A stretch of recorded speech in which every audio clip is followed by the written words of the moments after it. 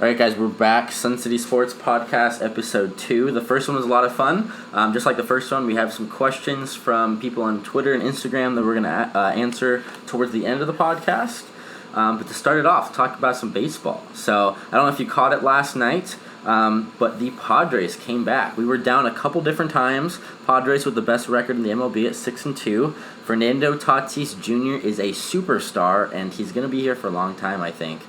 We were down by 1 run, bottom of the ninth, 2 outs. We got Tatis up. We're down to our last strike, and what happens? He hits a home run to tie the game, put it into extras. Yeah. So it was a really fun game to watch. It was really nerve-wracking being a Padres fan. But yeah, fun game. Yeah, I mean, as far as the Padres go, I think they have potential to be one of the best teams, if not the best team in the MLB for a couple different reasons. So let me see if you agree with me here. Do you agree that, the MLB has been kind of centered around home run hitters for the past couple years? Yeah, I mean, everybody was saying that the ball was juiced. I mean, Verlander, going back to the All-Star game last year, he said it himself. So I could see that. Yeah. So the Padres can hit home runs, but where they're really winning on offense is kind of their plate discipline and running up the starters' pitches in the very beginning and getting to that bullpen fast. I don't know a lot of other teams that can do that. Maybe like the A's, because they have a super solid lineup of hitters. The Padres do have the most walks so far recorded. Yeah, I don't know if that's just because people are scared to throw to the Padres or That's a first. That would be a first, yeah. I don't know why that is. Maybe just the teams we're playing. I think part of the reason too is we got some new hitting coaches this year, so I think that has a big part of it. Yeah. So I see a lot of other teams trying to play that power ball still and trying to win on those big blasts, but when you get people on base, like the Padres are doing so well at, it forces that pitcher to not only pitch to the batter, but also to keep in the back of his head that he's got runners on bases. So it's a little bit of a mental game rather than you hit a home run, it clears the bases. I would say keeping people on base is actually a huge mental advantage. Yeah, the Padres on-base percentage this year is dramatically higher so far. I mean, we're only 8 games into the season, but I'm really hoping it stays that way. It's a really big switch from years past. Yeah, but as far as pitching and bullpen, we need to work on that. Our starters have been great so far. Our starters have been great. Paddock has been really good. Mm-hmm. And then Lamet is our second guy right now. Lamet's been really good. He has a filthy slider that he's been throwing so far this year. We got Garrett Richards as well. So our first 3 is really quality. Now when you speak about the bullpen, that's different. Yeah, so before the season started, we had the second highest rated bullpen in the MLB. Yikes. That is obviously not true. Yikes. Yeah.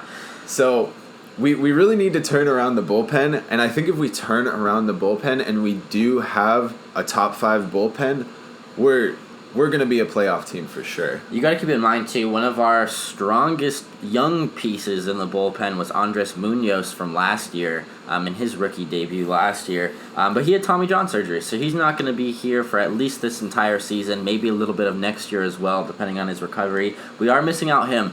The biggest thing to me so far in terms of our bullpen has been Kirby Yates. Kirby Yates, man, last year he was electric. I still think he has the potential to stay that way this year, but so far in our first 8 games, he hasn't been showcasing his stuff that well so far.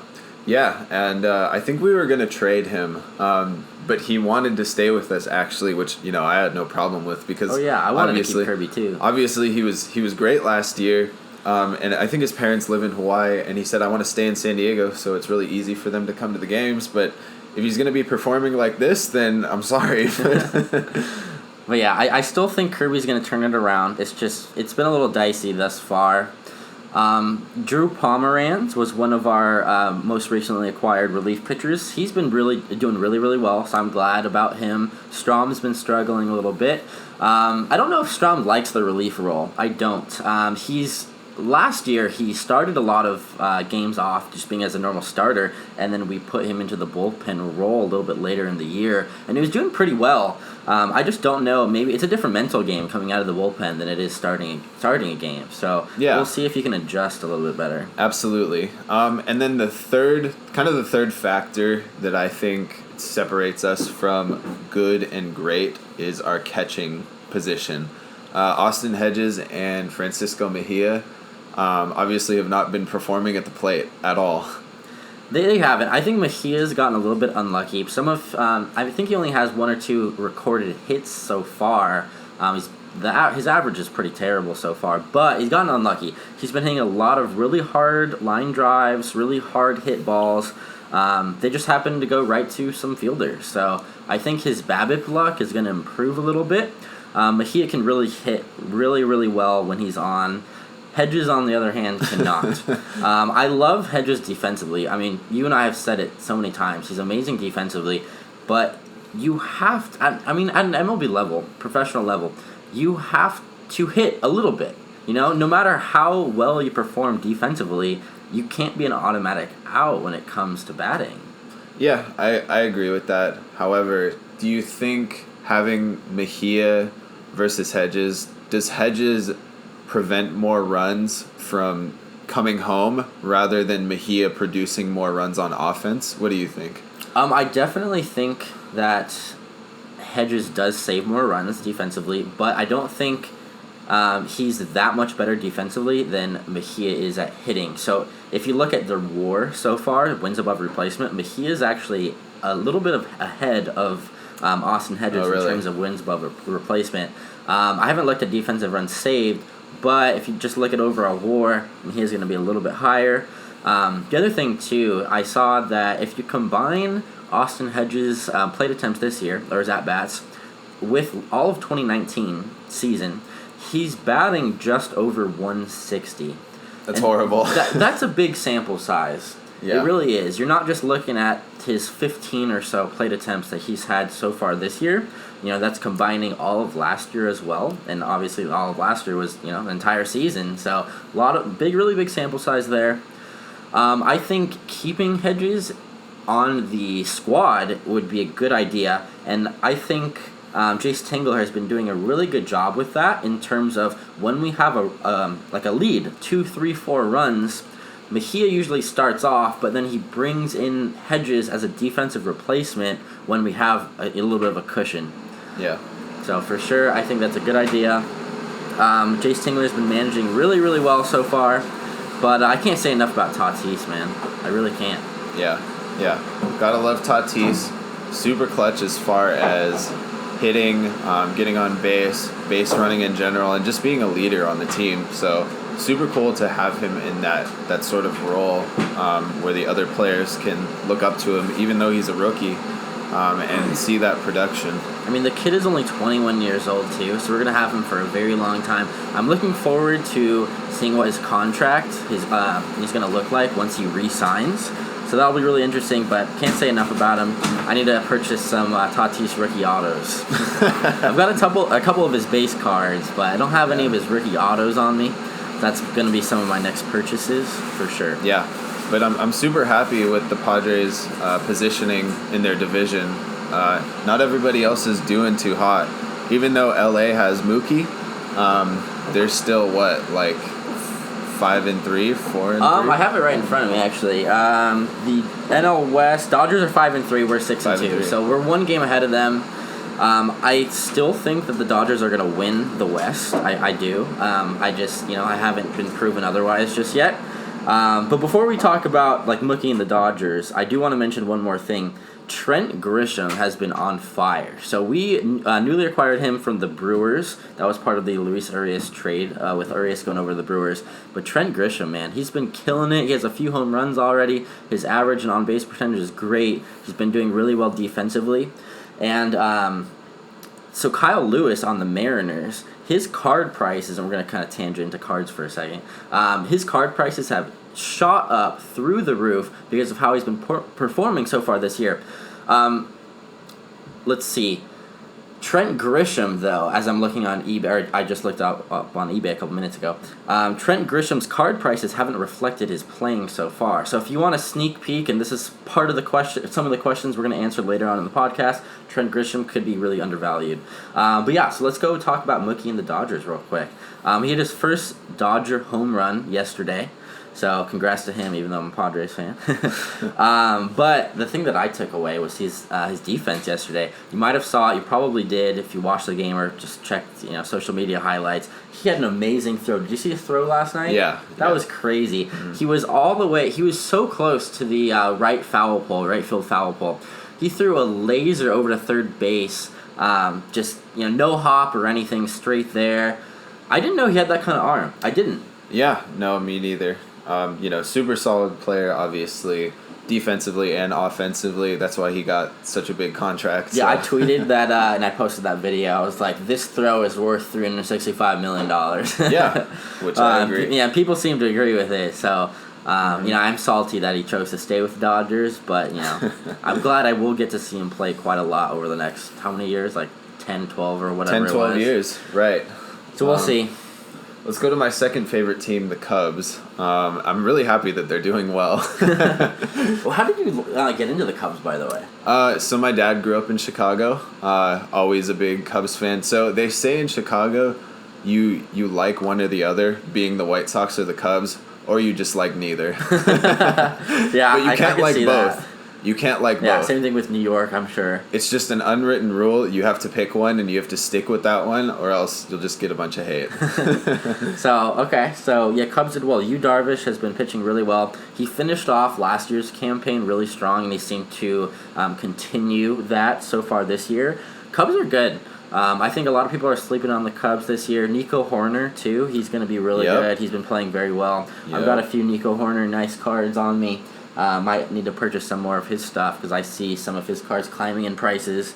But yeah, Cubs are good. I really wish we still had Anthony Rizzo, over at the Padres. I think he'd be a fine replacement for Hosmer. Even though Hosmer's been playing really well, it's just been sick. He's only played in like two or three games so far this year. Unfortunately. Yeah, so Cubs are going to be good. Let's see as we move down my list here. So MLB, actually, they just agreed with the MLBPA. I don't know if you guys have been reading up on this. This is newly out there. But they are going to be putting in a new rule where for every doubleheader, the games are shortened to only 7 innings. So I like that rule. You like that rule? I like it. I don't know if I like it or not. Part of the reason why I don't, like, just off the top of my head, I don't like it is because starters now, so it favors the team with the better starter. I mean, obviously that makes sense. It normally does, but I think in this case it favors that team because a starter can go 7 innings no problem. Usually, if it's one of their number 1 or number 2 guys, 7 innings, that's not out of the question at all. So if a team has a really bad bullpen, they can easily hide their weaknesses by just having their starter go a little bit further. Which is a good thing for the Padres, and that's why I like this rule. Okay, that's fair. No, that's not why I like the rule. But I like the rule just because, I feel like 18 innings or more of playing ball can just really wear you down, and a lot less time for the players to recover because we have such a shorter season, and there's a lot less gaps in between games. I don't know if running 18 innings in a day is a super good idea. Yeah, I mean, that's true for sure. Part of the reason the main reason they're doing it actually is just to prevent COVID from spreading. They want to have all the players, coaches, and everything being on the field, in the ballpark as least amount of time as possible. And this parallels to MLB postponing a lot of their games so far. Cardinals games have been postponed, Yankees games. Marlins have only played 3 games this year, and everyone else has played almost 10 or 8, 9, 10 so far. So they're not afraid to postpone games. I sure hope not, because honestly, having baseball back and starting to have basketball back, it's been kind of nice. It's been fun. Yeah, to watch sports, and it kind of seems like it seems like it's more normal now because we have sports back and we have like these high performing athletes doing what they do and just gushing over them and watching their sports cards prices rise. You don't know what you miss until you don't have it anymore, and I really miss sports. Yeah. But speaking about COVID, as we move down my list here, Lorenzo Cain. So he's one of the first dominoes to fall in terms of players opting out. So he opted out. He's not going to play the remainder of this year. He was citing his family reasons. He just has like 3 really young kids. He doesn't want anybody catching anything. Plus for his extended family as well. So that was interesting to me. I don't fault the guy. I'm not going to say, oh, you're making a bad decision. You can do whatever you want. Yeah. But I'm really interested to seeing if there's any other domino that's going to fall because of that. Players like Mike Trout, before the season started, he was on the fence. He was on the border. He didn't know if he was going to play or not, and that had a lot of the players scared. Because if Mike Trout, the biggest name in baseball, doesn't play, what kind of season is that going to be, Yeah. So it's going to be really interesting to see if any other players decide to go that route. I don't think so, though. I think if they would have opted out, or if they were going to opt out, they would have done it already. It's kind of interesting to see Lorenzo Cain opt out, already like 5, 6, 7 plus games into the season. But we'll see. Well, I don't know about that because, you've had the huge spike in the Marlins. You've had the Phillies being scared because they played the Marlins. And then right? It was the Phillies? Yeah, it was the Phillies. One interesting thing about the Phillies, though, and they've been tested numerous times after they played the Marlins. Not one player or coach, no staff whatsoever tested positive. Uh-huh. So it goes to show, even if you're on a baseball field playing against another team, you're not at a super high risk. I mean, when you're playing baseball, you're not, almost all the time, you're not really close to another player on the opposite team. Really only when you're batting, you're right next to the umpire and the catcher. When you're on first base, if you get a hit or something like that, it might be a first baseman standing right next to you. But I'd say 95+% of the time, you're really not standing right next to somebody. Obviously, in your own clubhouse, you are in the dugout. But in terms of standing next to the opposing teams, even next to the umpires, people are pretty well socially distant. So it was good to see that none of the Phillies contracted it. And I hope going forward that none of them do. I really don't like seeing any of these games being postponed. Yeah, neither do I. It was a little bit scary for a second when the Marlins came out and said they had so many positive cases. Everybody was scared baseball was going to end, but, we'll just have to wait and see. I wonder if the cases continue to spike for baseball. I wonder if the entire season will be put on pause, just like basketball did. How they were almost done with their season. They paused it for 144 straight days. It wasn't a small little pause or anything, but they chose to bring it back. I wonder if Manfred would decide to just end the season altogether, or if we put it on pause and then just kind of reboot from there. Yep. The other thing, too, is a lot of people on social media have been saying that, or blaming MLB about this, not doing a better job in terms of preventing people from all these players catching COVID. And then they look at the NBA and the whole bubble thing. And I mentioned this on the last podcast, but I want to mention it again. The MLB would have no way to create a bubble. There are just way too many players. When you think about it, there are 30-plus players in every team, 30 teams out there, plus staff, plus umpires, plus all the other necessary employees in terms of film crew and stuff like that. You would need a bubble the size of Rhode Island. You would. It's not feasible. I don't blame MLB at all in terms of not trying to create that, just because it was never going to happen from the get-go. I think people are way over the top about that. Yeah. I think they're doing a fine job with it. I just think that sometimes the players are to blame. Some of the Marlins supposedly were out at clubs or at some restaurants and stuff, not wearing masks, not around people wearing masks, whatever. So I think the players at times are more to blame than the MLB executives and how they're running things. Right, yeah. There has to be some level of personal responsibility, but you have to be careful. Yeah. For sure. Moving on too, so let's talk about the Indians for a second. Indians have been playing really well, so the AL Central, they are tied for first. So Twins, Indians, and the Tigers. Tigers are 5-3. I did not expect that at all. I expected their losing ways to continue. Tides may change. They might start losing some more games. But the Tigers have been one of the biggest surprise factors so far in the AL Central. Indians, Shane Bieber. Part of the reason why the Indians are playing so well. Shane Bieber has been killing it. He started 2 games so far. I think he's went about 15, 16 innings total, something like that. But he has 27 strikeouts. Crazy. He has a 27 strikeout to 1 walk ratio, which is insane. I know he's only started 2 games, but just even in 2 games, that's crazy.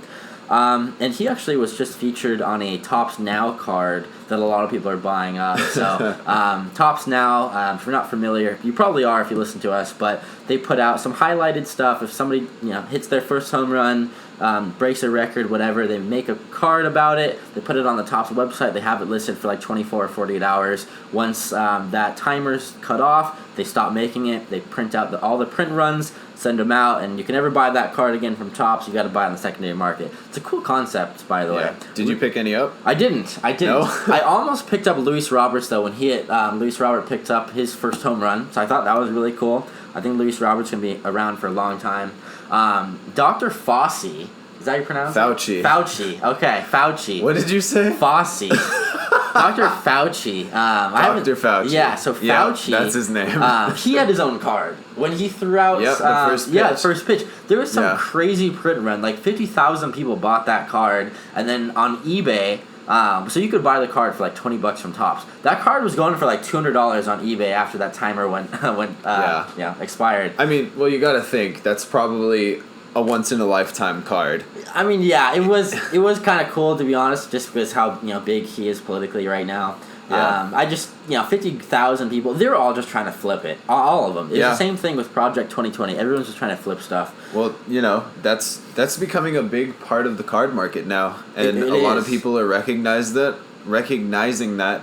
I mean, you go on other secondary market apps like StockX, which are primarily known for sneakers, and they have graded cards. Yeah, they recently added that. They did a partnership with Phil Hughes. So that's part of the reason a lot of card collectors are moving on, because Phil Hughes is huge in the card community. Yeah. But yeah, a lot of sneakerheads are coming to baseball. You mean basketball?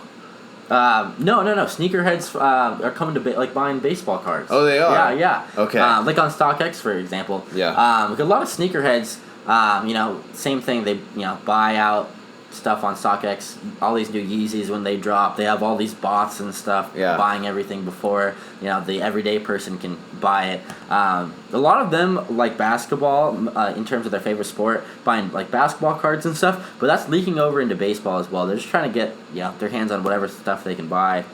Yeah. But yeah, card market's crazy. But before we talk about cards a little bit more later, I kind of want to run down some of the MLB standings so far. It's still early, but some teams are already starting to separate themselves from other teams in their division. One team I want to highlight are the Yankees. So the Yankees going into this year were my pick to win the World Series. I forget, did you have a pick? Padres. I like it. I like that. I'm just kidding. I didn't have a favorite, but Yankees were definitely up there. Yeah. Yankees are up there. Garrett Cole's been starting off really well. The whole Yankee squad has bin doing really well, actually. So Yankees are 5-1, atop of the AL East. Red Sox have been disappointing, man. Red Sox, I believe, are 2-3, I think, if I remember that correctly. I thought the Red Sox would be a little bit better. We're obviously used to seeing them first or second battling with the Yankees. Blue Jays have been doing pretty well, too. One player that I'm going to highlight a little bit more later on in the podcast when we start answering questions is Cavan Biggio. Cavan Biggio has stepped up, man. Their young core is so good in terms of Bichette, Guerrero, Jr., and then Biggio. So they're my AL team, my favorite AL team to watch. I don't think they're going to win the World Series. They might not even make the postseason. We'll see, even though the postseason is extended this year. I just like watching them. They're fun. Yeah. They're really fun to watch. They're cool. They're very cool. And as we go down, let's go to the AL West. So the Astros are atop the AL West. They're 4-3. I'm really disappointed in the Angels so far. I mean, the Angels have Rendon now. Obviously, they have the best player in the league. In Trout. Yep. They have Ohtani. Ohtani hasn't been pitching super well, but he's batting pretty well. I think Ohtani will turn it around pitching-wise, but that first that first start Ohtani had, he really got blew up. So that wasn't fun to see. But overall, I think the Angels are a better team than what they've been showing. Yeah, I mean, I don't know. Like, the saying goes, like, one player isn't going to carry you to the World Series in baseball.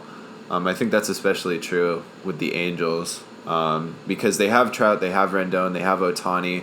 But other than that, they have... I like David Fletcher, but he's not superstar or anything. Their other guys are just decently performing. And I recently... In the 2019 season, I was able to go up to Angel Stadium. How do you like that stadium, by the way? I don't. Uh-oh. Okay, well, like being somebody who has season tickets to Petco Park, the nicest stadium. You're spoiled. Yeah, the nicest stadium probably in the MLB, arguably. I'm not saying it is, but arguably is. Going to Angel Stadium, it's very old. The seats are surrounded by just concrete floors and a concrete bearing on the right hand side and the left hand foul pole. So not super nice or anything, but it was fun to just go see Trout play. I don't know if they still have Justin Upton, but he started as a Padre. He was one of my favorite players. Yeah, I know you have an Upton I have his jersey. Yeah. I have his All-Star patch jersey. But not one of my favorite stadiums. Now that I think about it, I've only ever been to Petco. So, really? Yeah, I need to start, traveling a little bit more. We need to start branching out. We do. I gotta get that Southwest credit card. I would love to go to Wrigley Field.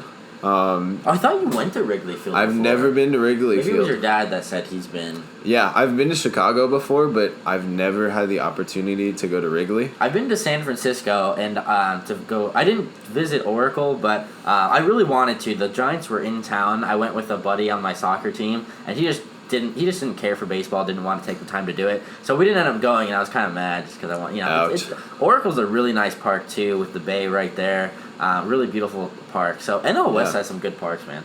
Oh yeah, love it. But yeah, so you are spoiled with Petco. I mean, I am too. It's hard. Yeah. One thing that I don't want to touch on too much today, but we're talking about parks right now, MLB parks. The netting has been a really widely discussed thing over the off season. Personally, just want to touch on it real quick. I don't like the whole idea of the netting going from home plate all the way to the foul pole. I think it takes away from a ton of the view. When you go to a baseball game, personally, you should go to watch the game. You shouldn't be going to keep your head down on your phone, on social media or whatever. I think people need to realize if you're going to be, even by the foul pole, there's still a chance that a ball's going to come at you. And I think if every MLB team were to expand the netting all the way down to the foul pole, I wouldn't like it personally. That's just my own opinion.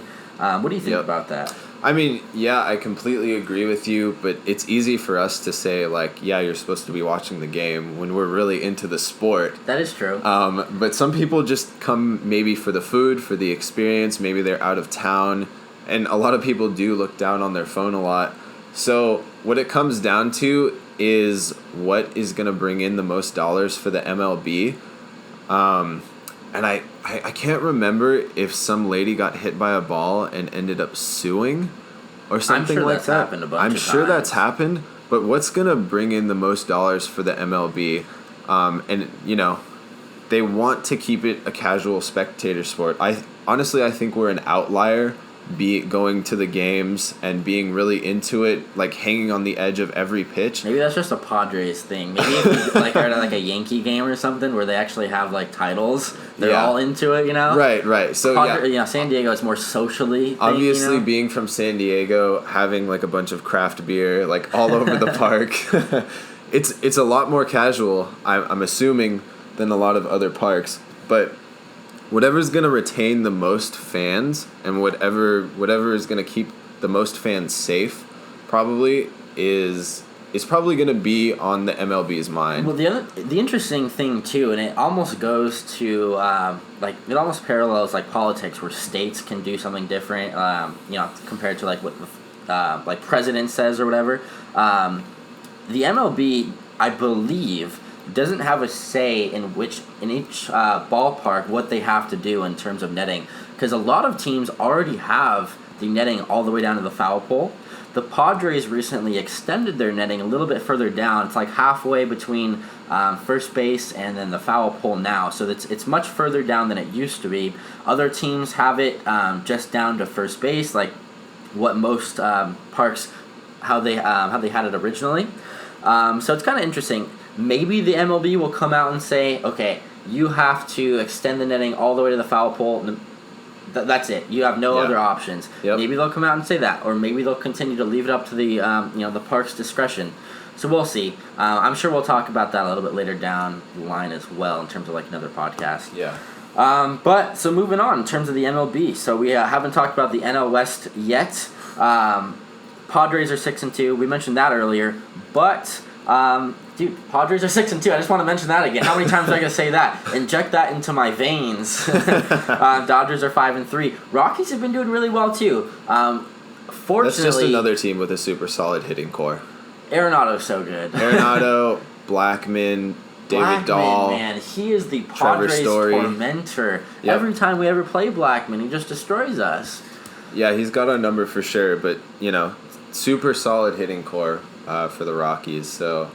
I wouldn't be surprised if they continue to put up those big numbers on the scoreboard.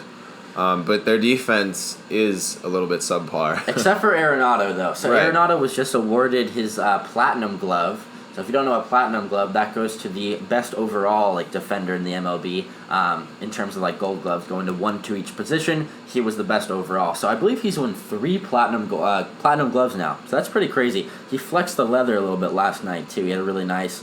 there's a dribbler coming at him, and he picked it up bare hand, threw it to first. I forget who hit that, but yeah, Arenado's really good. A lot of people think that Arenado is better than Machado overall. I think they're neck and neck, personally. Obviously, I have a little bit of bias going on having Machado on my team. But, I think the majority, actually, now that I think about it, might lead a little bit more Arenado than Machado. It might be 60-40, I would say. Yeah. But yeah, Arenado's a beast. Blackmon, like you mentioned, that beard gives some superpowers. Blackmon's a beast. So they're a fun team to watch, especially over at Coors Field, where the ball just flies, even with a humidor trying to make it so the less thin air doesn't let the ball travel as much. The ball still flies there. Yeah. So there's a reason why center field is 411 or something like that. Yeah. It's a huge park, man. Yep. So this NL Central. So we mentioned a little bit of talking about the Cubs and Nico Horner. Cubs are 5-2. Brewers are 2nd and 3-3. Christian Yelich, man, he's been off to a really slow start. I'm expecting him to turn it around strongly and quickly as well. I was surprised he started off so slowly. I really was. Yeah, so they have Yelich. They just lost Kane too. So I don't know what that's gonna do for their team dynamic, but we'll just have to wait and see. Go Cubs. Yeah, you can't have 2 NL teams, man. I like the Blue Jays on the AL, sure, but hey, I'm just Padres on the NL. Yeah, Cubs. I'm sorry. So, but you're telling me you would root for the Padres and play the Cubs, right? Yeah, so if the Padres played the Cubs in the World Series, it's Padres all the way, no question. All right, sounds good. You better say that. NL East, our last division to cover. So Braves are 5-3. They're pretty soundly at the top of their division right now. Nationals are doing a repeat of 2019. So Nationals are 3-4. I forget the exact number, but I think last year the Nationals started off 19-31 and then just went on an insane hot streak, and obviously ended up winning a World Series title. So I've already been reading a lot of people on social media counting out, and these are Nationals fans as well. They're saying, we're 3-4. We don't have Juan Soto back just yet. Just chalk this season up as a loss. But I'm reading that, and I'm thinking, okay, you're 3-4. You're only 1 game behind 500, at least at the time of this recording. And you guys started off at 19-31 last year, and you won a title. Stop counting yourself out already. Juan Soto hasn't been a part of your team so far. He should be back really soon. He recently tested negative twice, so he should be back any time now. I believe the Nationals are just waiting on an okay for like Washington D.C.'s Board of Public Health or something like that, to give the green light. So MLB, he's allowed to come back. It's just like a city thing now. But yeah, I'm really surprised that all these national fans are saying, chalk this season up as a loss. I don't like that. I don't like that at all. Yeah. All right. Well, being, still early into the season, but seeing kind of everybody perform, who is your favorite for the AL to be the best team in the AL, and who's your favorite in the NL? In terms of like winning the National League or AL or American League? Yes. Okay. I have the Dodgers winning the National League. Wow. Hey, I'm talking right now as if I'm putting actual money on the line. Okay. I love my Padres. So you're at the sports book in Vegas. I'm at the sports book in Vegas right now. I've been there a little too much recently. But yeah, I'm at the sports book in Vegas right now. If I'm just doing money line, I'm not looking at any odds or anything like that in terms of undervalued stuff. I'm putting my money on the Dodgers to win the NL. I am. I think the Padres will go far. I do. I really do. I think the Padres will come second in the National League. Maybe we'll lose out in the NLCS or something. In the American League, like I mentioned earlier in this podcast, I think the Yankees are going to win it all. I think the Yankees are just going to win it out all right in terms of the World Series. But in terms of the American League, Yankees on top. I think who else do I think is really good in the American League? What do you think about the A's?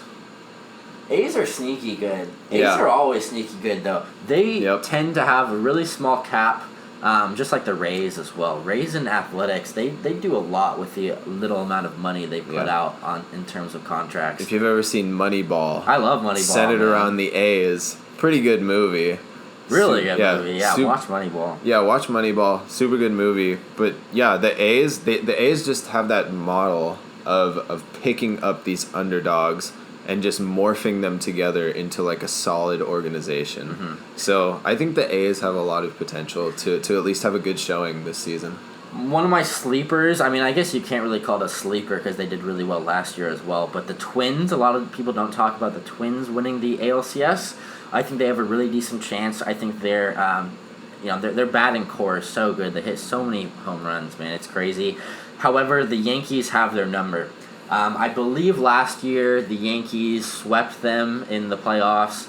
I don't remember if I think it was 4-0. I don't remember what part of the playoff they met each other, but yeah, so Twins I think are going to go pretty far. I just think that the Yankees are too strong, especially with Garrett Cole, man. Garrett Cole's in his prime. Yeah, so what needs to happen is somebody needs to take out the Yankees, and if that happens, then then maybe the Twins will win it all. Yeah, I think the Astros are really good too. I just don't think the Astros are going to do as well this postseason. It's got to be a mental block for them that, I don't know, man. They are doing pretty well so far. They're 4-3. They're not killing it, but they're not struggling. So we'll see. Bregman and Altuve and those guys. It'll be interesting to see. I wonder if when they're batting, if they have in the back of their mind, I'm about to get hit right now. That's what I was saying. That maybe that mental block that they have, and then Joe Kelly. Oh my God, that was fun. That was fun to watch. That was another tweet I got some pretty good responses at. Yeah. People are just being like, yes, keep it up with this Astros roasting session. Yeah, no, Joe. Yeah, Joe Kelly got suspended. How many games was it? It was 8 games. 8 games. I think if I was reading, I read it's something. It's 16% of the season. Yeah, I think I forget who it was. I think it was Hirschman or something like that tweeted that correlates to a 22-game suspension on a regular season. That's a lot, man. 22 games. That's almost like a steroid type, suspension. I know. That's really heavy. Pretty lame, to be honest. So yeah, I wasn't a fan of that. I know that on social media, everybody that I was reading, at least, did not like it as well. So people were taking it out on the MLB. Yep. But yeah, so let's transition over to the NBA. So NBA is back as well. Their first game was on the 30th. NBA, man, I've missed it as well. So I missed baseball a lot, but what's really exciting about the NBA is the playoffs are about to start. So everybody's locking in their seeding right now. The Lakers are the number 1 team in the West, And I called that too, by the way. I told you Lakers were going to win the West back before the season started. So Lakers beat the Clippers. That was a fun game to watch, man. It went down to the wire. A lot of people I knew on social media were betting the +5 on Clippers, and so they got that right. I think the Lakers only won by like 2 or 3. 2 points. We should start doing some sports betting stuff too. Let's get into that. Start doing some Bovada stuff. Talking on the podcast. But yeah, LeBron with that go-ahead layup. He missed the first shot, but he got his own rebound, so that was really cool. He didn't quit. LeBron's one of my all-time favorite players, so I can't say enough stuff about him. LeBron's just scary. Dude, he's getting old too, man. Like, you can see his hair is going away. His hair is going away, but his drive is actually increasing. So LeBron's great. I mean, he needs this title. He's got to get another title under his belt, especially when Anthony Davis is in his prime, too. Speaking of Davis, he killed it. He scored 34 points last night. He was the main offensive threat for the Lakers. Can't say enough stuff about Davis. Paul George and Kawhi, they looked really strong as well. Even though the Clippers lost, I think this was, mentally this was a win for them. They lost. It was a super close game. Things could have went either way in the last 60 seconds or so. But they didn't have a couple of their key players. They didn't have Montrezl Harrell or Lou Williams. So Williams was sitting out in quarantine doing, going to some strip club or whatever it was that he did. And then Montrezl Harrell was tending to some family matters or something. So he'll be back with the Clippers shortly, hopefully. So that was interesting. I think, like I said, this was a really good showcase for the Clippers not having a couple of their best players. I mean, Lakers didn't have Avery Bradley either.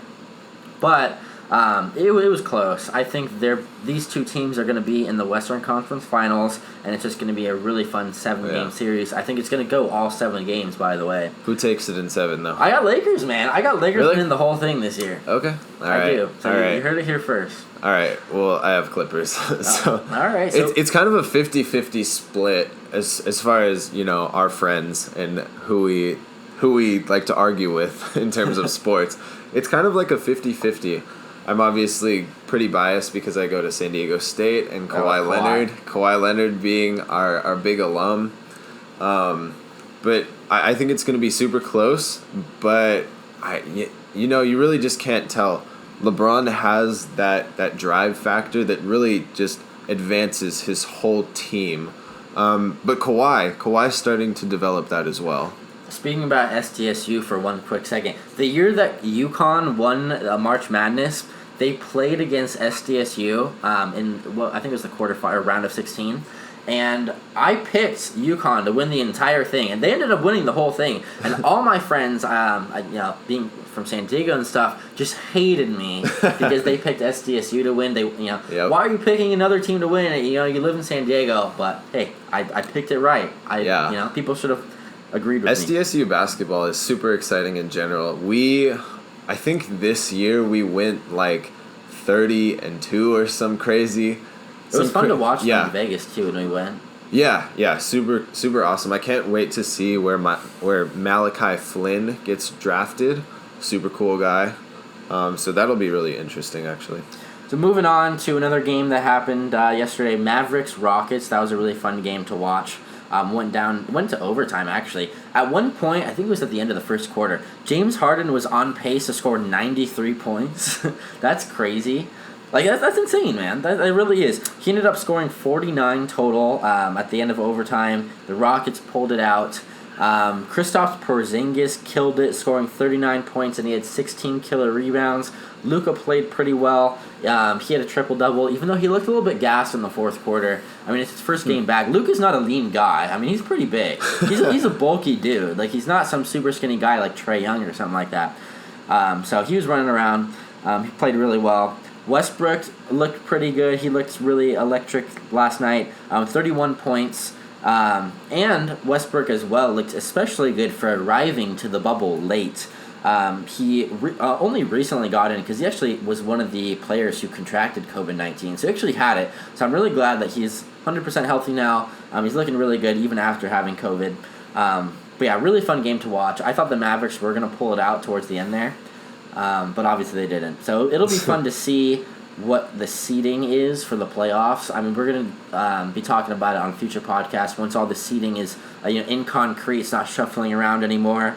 But the Western Conference looks so good, man. It really does. Yep. Yeah. You want to talk about some of these questions that we have? Yeah. Let's get into these questions that came in. So all these were off of social media. So if you don't follow us on social media, we're at Sun City Breaks on Twitter or at Sun City on Instagram. So usually before these podcasts, we just put it out there. Hey, if you have any questions you want to ask us that will be answered on the podcast, hit us up.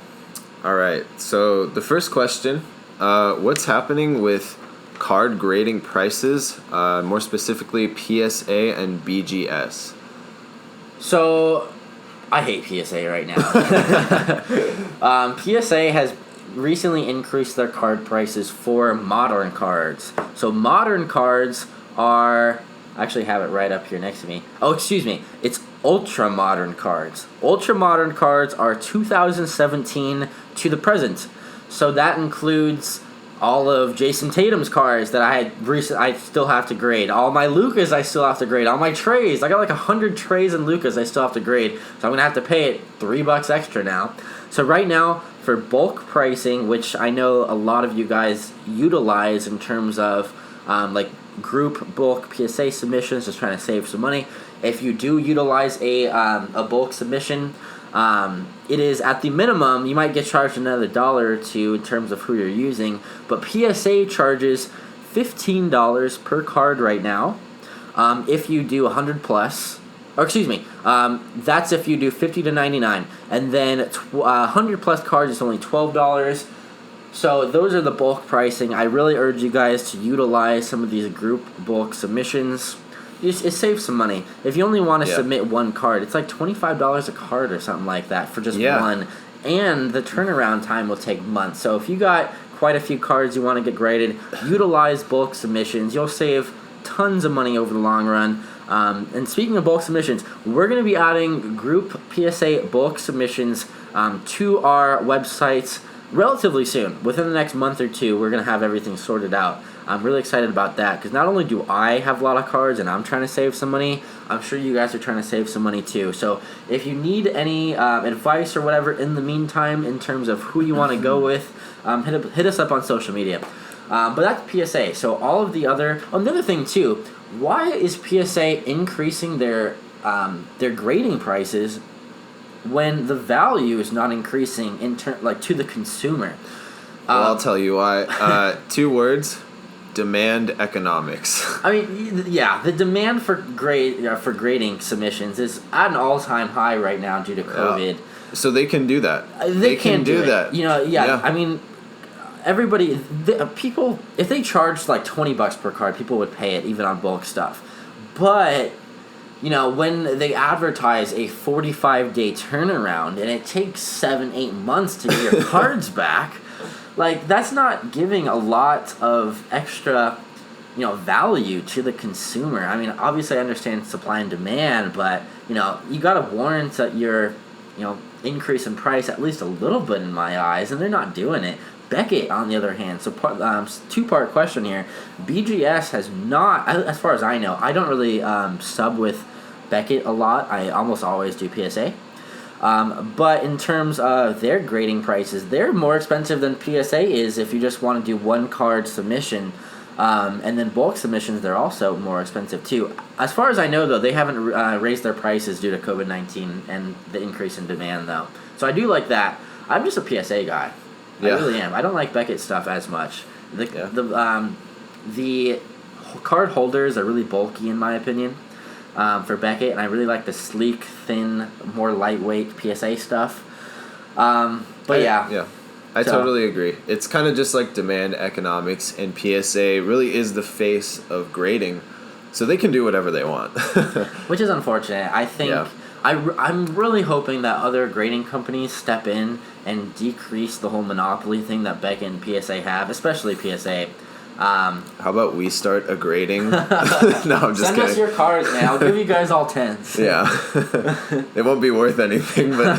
Hey, that's true. Yeah. But yeah, so Before we move on to the next question, just wanted to recap. We will be starting our PSA group submission soon. Hit us up if you're interested. All right. Question 2. It's about Donovan Mitchell being compared I to... hate this question. Donovan Mitchell has been compared to Wade, Curry, and LeBron. Do you think so? No! Are you kidding me? Like, Donovan Mitchell's really good, sure, but he's been in the league for, 3 years now? He's made the playoffs, but he hasn't done well in the playoffs. He's good, but Wade is an all-time great.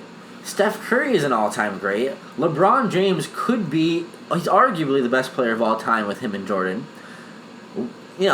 Come on with that question. Like, are you kidding me? Like, I don't even have much to say on this. It's just stupid. You're getting very upset. It's just stupid.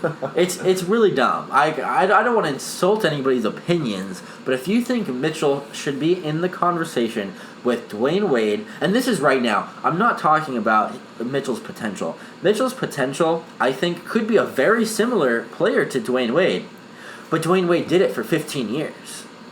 Mitchell has not been on Dwayne Wade's level just yet. I mean, he's close. I think if Mitchell continues to improve, especially in terms of his field goal percentage, and then he obviously needs to win a couple of rings like Wade did. Wade took, the 06 Miami Heat? It was either 05 or I'm pretty sure it was 06 with Shaq. It was the Wade and Shaq thing, man. They didn't have a whole lot of other players on there, and Wade led them to a title. So we'll see if Donovan Mitchell can even win one title, let alone Wade's 4, I think he won. He won 3, two with LeBron and one with Shaq. So to answer your question, no, he's not close to Steph. He's not close to Wade. He's not close to LeBron. The only player out of that trio that I think Mitchell could even come close to is Wade. Steph Curry's way too far ahead. LeBron is on the Mount Rushmore of all-time players. Wade is the only player semi-comparable to Mitchell. So that's my answer. Okay, yeah, I agree with you. There has to be a big differentiation between all-star and even a solid all-star at that, one of the best all-stars, you could say Donovan Mitchell is, and all-time great. There has to be a differentiation there, and he's not on that level yet. His ceiling for potential is very high, and he could become an all-time great. But as far as how he's performing right now, he does have some fundamentals that he has to hone in on and whatnot before he starts being in the conversation of Wade, Curry, Kobe, all those guys. Yeah, don't get me wrong, he's a really good player. I'm not trying to diss him by any means, but you named 3 of the top 50 players of all time with Wade, Steph, and LeBron. There's a big difference there. Can he get to Wade's level? He has the potential to, in my opinion. Will he? I don't think so, but it'll be fun to watch. He's a good player. Yeah. All right, next question. Do you think that Bol is on a Ja Morant level in terms of sports cards? Also, no. As many of you guys know, Bol's sports card prices have been increasing so much. I think his Silver Prism, a base, was going for $20 or something like that, maybe a little bit more, but now it's $100 card. So, part of this has to do with that scrimmage he had. I forget who he dunked over, but the guy can touch the top of the backboard. It's ridiculous. He's 7'3" or something like that. And his scrimmages with the Nuggets, he's been playing very well as well. He had 25 points and 6 blocks on one of his most recent scrimmages. And the most important thing that I think consumers have been noticing and why his card prices have been shooting up, the guy can shoot.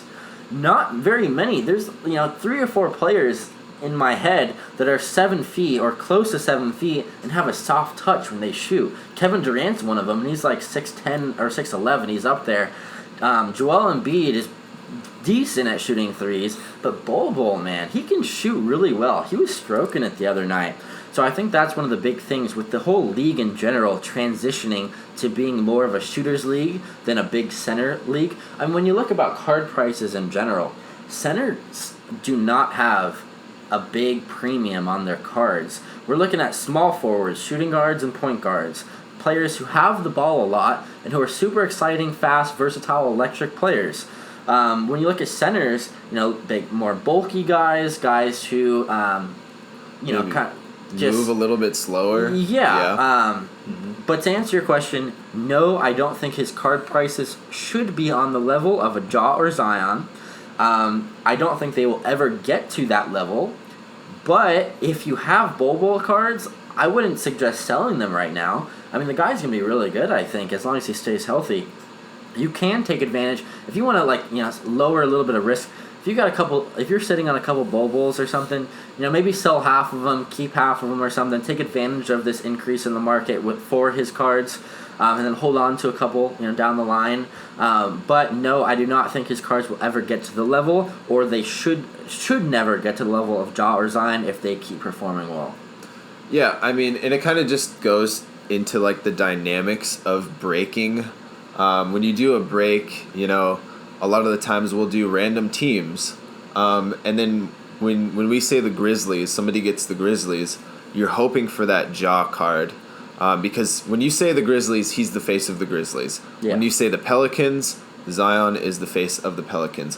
When you say the Nuggets, I don't think Bol is quite the face of the Nuggets yet, because they have Michael Porter Jr. Yeah, I was about to say, they right have now. Jamal Murray.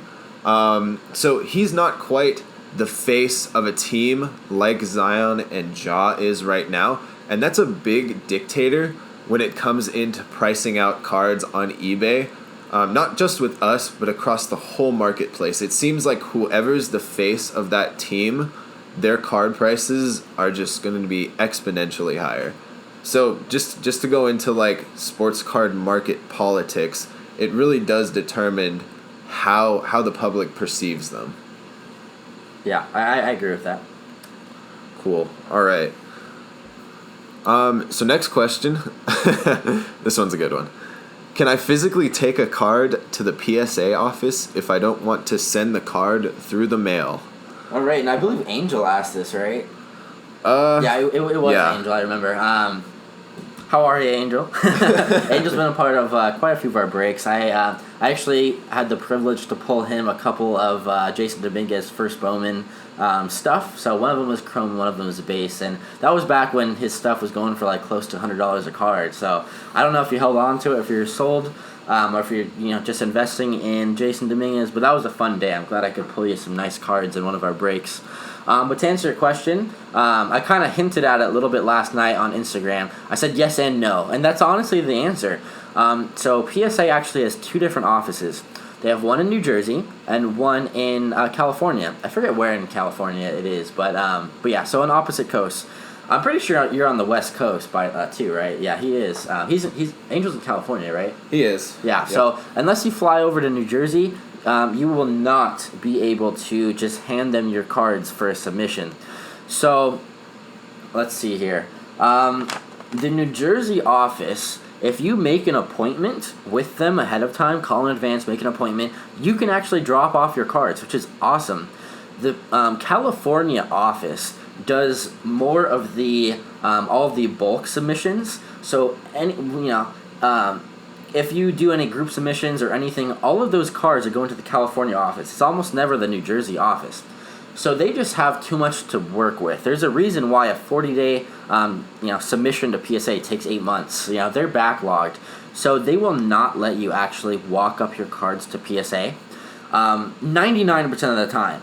If you have a very expensive card, and I'm getting all this info from their website actually. I did a little bit of digging. If they didn't put an exact price point on the price of the card it has to be. But if you have a very, very premium card that you have, and in my head I'm thinking $50K plus, $100K plus, I'm talking premium cards, you can actually drop it off at the office if you make an appointment. If you have cards that expensive, you don't want to put them in the mail, so it makes sense that they would allow you to do that. But if you're just talking about a normal card that's not worth multiple thousands of dollars, then no, the answer is no, you cannot just drop it off. And it's kind of unfortunate. I wish they would let you. If you live in the area, you might as well just drop it off. Why would you pay for shipping and then, have the risk that USPS or whoever you're using might lose it or damage it or whatever? Yeah, I totally agree. Next question. Who takes over the throne from LeBron when he retires? Nobody. I don't think anybody does. You cannot fill LeBron's shoes. It's just the same way you can't fill Michael Jordan's shoes. They're two of the greatest players of all time. I think right at this time, I think it's 1A and 1B. I know a lot of people would argue this. I think they're the top two players of all time. You cannot fill their shoes. In terms of who's gonna be the next player of the best player in the NBA, though, I think that has to do with two different players. One of them is Giannis. That's the easy answer. Multiple MVPs and whatnot. Yep. The next one is going to be, in my opinion, Luka Doncic. So Luka, obviously is killing it. He's super young too. Luka's like 20 years old. Giannis is a little bit older than him. He's crazy, man. He's the triple-double guy. Giannis is the crazy, just super versatile player, both defensively and offensively. Luka doesn't really have it as much defensively, but he could develop a little bit. But Luka Doncic, man, that kid is so electric in terms of what he does. I was an advocate of him being picked number 1 overall instead of who was it that year? Was it Ayton? I'm pretty sure Ayton was picked number 1, DeAndre Ayton, and then it was Trey and Luka. So those were the top 3, if I remember correctly. But yeah, so Luka Doncic, Giannis. And then I'm trying to think, who would be a third guy? What do you think? So as far as who's going to be the next face of the NBA, when you think of players like that, it's not somebody who... So I completely disagree with you on Luka. Really? So he fits the dynamic of what you need to do to be good in the NBA. Players like Jordan and LeBron, in my opinion, those are the players that break that mold and bring a different dynamic to the NBA that just elevates everybody's game and really changes the way the NBA is played. Now, it's way too early to say, but if you watch Zion on the basketball court, he just has this different dynamic of explosiveness. Zion? It's too early to say. But you look at Zion, he has this different dynamic of explosiveness that really nobody else has and nobody really can replicate. So so Jordan retired in 98, right? LeBron didn't come into the league until 2003. In that 5-year gap, was there really anybody that had that super dynamic play style that's wow, I need to imitate that to elevate my game? That is part of the reason, though, why I said I don't think anybody would claim the throne in terms of matching a LeBron. Mm-hmm. But in terms of who's going to be the next best player, Giannis is already that guy winning all these MVPs. So you think it's way too early for Zion to be... So I do agree with you on Giannis, though. Giannis is the easy answer. But Luka's right there, man. No, Luka fits the narrative too well of what you need to do to just be a solid all-star, maybe make the Hall of Fame. Man, I think you're undervaluing Luka. Really? I do.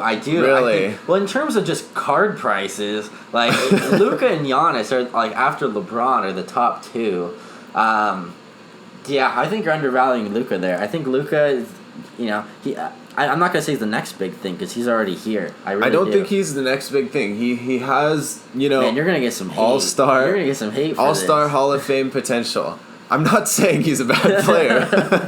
I'm just saying to be that Jordan or to be that LeBron, you need to change the dynamics of basketball, and you need to bring something new to the table that nobody's ever seen.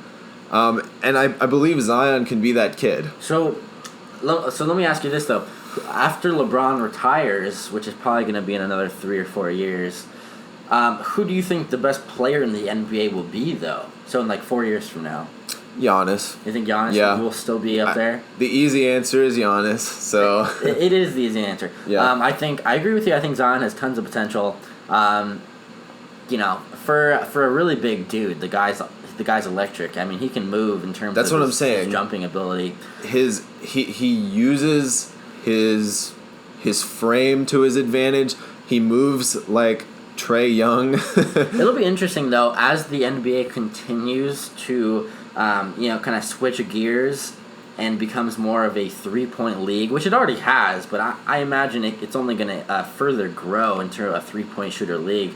If Zion can't develop any type of shot, I'm not talking 40% from 3, but like 32, 33%, an average 3-point shooter.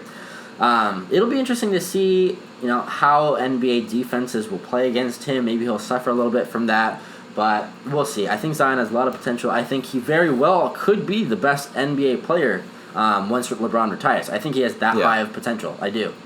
Yeah, no, definitely. And you just mentioned, you're kind of talking about the narrative where it is becoming a 3-point league. Zion has the potential to bring that different dynamic to shift. To switch it back. And that's, in my opinion, what a Jordan caliber player, what a LeBron caliber player has to do to be considered, that type of player. Yeah. Yeah. All right. Well, thanks for the question. Just to summarize, Luka and Giannis, man. That's my pick. Giannis and Zion are my pick. All right. Next question. What are some under-the-radar baseball and basketball players people should think about buying? All right, this one came from Javon. Javon, thanks for the question, man. You were just in one of our breaks, and you had some really nice stuff. You had a nice Reds auto, some really nice silver stuff, so thanks for joining our break. I'm glad. You went pretty crazy when you got some nice stuff, some nice Aquino stuff, so I'm glad I could pull you some cool cards. But to answer your question, so let's start off with baseball.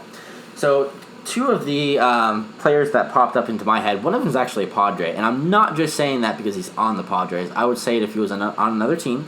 That player is going to be Trent Grisham. So Trent Grisham has been killing it, man. If I mentioned it a little bit earlier on the podcast, his on-base percentage is average. He already has like 2 or 3 home runs. The kid is killing it, and this is his rookie year technically, and in terms of sports cards at least. I don't know if he went over the MLB allowed limit in terms of plate attempts for the Brewers last year. I need to look that up. But Trent Grisham, extremely undervalued. Kyle Lewis, his cards shot up because he started killing it early on in the season. Trent Grisham has been killing it, maybe even more so than Kyle Lewis at times, especially defensively too. I think Trent Grisham could be an all-star this year if, the all-star game was happening. Maybe they'll do like a mail-in ballot and just, have an all-stars, not actually play, but actually give them the title. I think he could very well be a Padres all-star. But Trent Grisham, look him up, Javon, look him up, all the other listeners. I think if you invested in some of his rookie autographs, I think you're going to do very, very well. Actually, I pulled relatively recently, a really nice, I think it was a clearly authentic Trent Grisham rookie autograph. So that was really cool. I wish that was mine, but it went to the break winner. So Trent Grisham's my number 1 guy, Javon. Kevin Biggio is my number 2. When you think of the Blue Jays, you think of Guerrero Jr., Vladdy, and then you think of Bo Bichette. So 2 awesome players, especially Bo. Bo's my favorite AL player. Tatis is my NL guy. AL, that's my Bo Bichette guy. But when you think of Kevin Biggio, I mean, he literally has the genes, just like Bo Bichette does, just like Vladdy does. I mean, his dad was a Hall of Famer. Craig Biggio for the Astros, for longtime Astro player. Craig Biggio was amazing. I think Kevin Biggio started off last year a little bit. He was doing well, but he wasn't killing it, and people were a little bit underwhelmed with him. This year he's starting off hot. He's probably the MVP on the Blue Jays this year so far. He's already hit a few home runs. His average is great. He's played well defensively. I think he's going to continue to develop really well with the young core of Bichette and Vladdy, and some of the other young guys. The whole entire Blue Jays roster is super young. Check out some Kevin Biggio Topps Chrome rookie cards. Check out some of his First Bowman stuff, First Bowman autos. They're cheap.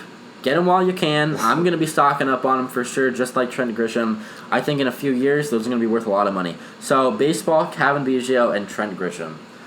Did you have an opinion on that? Or I think Trent Grisham was my only one, and I think you did a pretty good job of explaining why he deserves to have higher card prices. Cool. So, move over into basketball now. So, a couple players that are undervalued. Brandon Ingram. Brandon Ingram, I believe, is going to win Most Improved Player this year. he's been killing it. He went from scoring like 12 or 13 points on the Lakers, partly because he didn't get the ball in his hands a lot with LeBron there. No fault to Ingram. It's just, LeBron's a ball-dominant player. That's just how he plays. He got a lot less playing time as well. Now he's scoring 25, 26 points a night plus for the Pelicans. He's got a really good team around him in terms of a young core. He's got Josh Hart, Lonzo Ball, Zion now, obviously. I think the fact that teams are going to have to focus so heavily on Zion, it's going to open the lanes a lot for Brandon Ingram. And Brandon Ingram's stroke has improved a lot. His 3-point percentage has improved. I think the Pelicans are an amazing fit for him. He's gonna be able to be ball dominant. He's gonna be able to do it. Lonzo's a pass first point guard. He can set up Brandon Ingram a lot. An undervalued player. Look at his cards. Look at some of Brandon Ingram's rookie cards. Some of his prisms. Some of his optic cards. His optic rated rookies. Check out his silvers and whatnot. I think if you invested in Brandon Ingram stuff right now, you're gonna have you're gonna be very happy. In a couple years, I think. My next player, I've got 3 here. Pascal Siakam. Even though he's already been an All-Star, I still think he's undervalued. I think partly that is because he plays in the East. The East is not as good as the West. Everybody knows it. I think it's much easier to make the All-Star team when you're playing in the East. So I don't see him leaving the Raptors anytime soon. I think he will continue to be an All-Star. And by the way, he didn't just barely make the All-Star team. He was an All-Star starter, so he was a top 5 player in the East. I think that's going to be a continued trend. So, when you look at card prices and whatnot, you want that player to be in All-Star games, to be in the news, front pages and whatnot. Siakam is going to continue to do very well in the East, contend on a very good Raptors team to potentially make the Eastern Conference Finals year in and year out, in my opinion. I think he's undervalued, even though he's already been an All-Star. My last player is going to be Shai Gilgeous-Alexander. So I think he is one of the best young players in the league that is still undervalued, even though some of his cards are still pretty expensive. His silvers are pretty expensive for his OKC stuff. But Shai is another name out there I'm just going to throw out briefly. Check out some of his prices. I think he's an amazing scorer. Really, really amazing scorer. And when you think about card prices, man, it's not about how many blocks you get a game. It's about how many points you put up a game. It really is. I think he's going to continue to develop for OKC. He's going to be able to get the ball in his hands a lot. I think Shai is going to be a really, really, really good player, potential All-Star as well.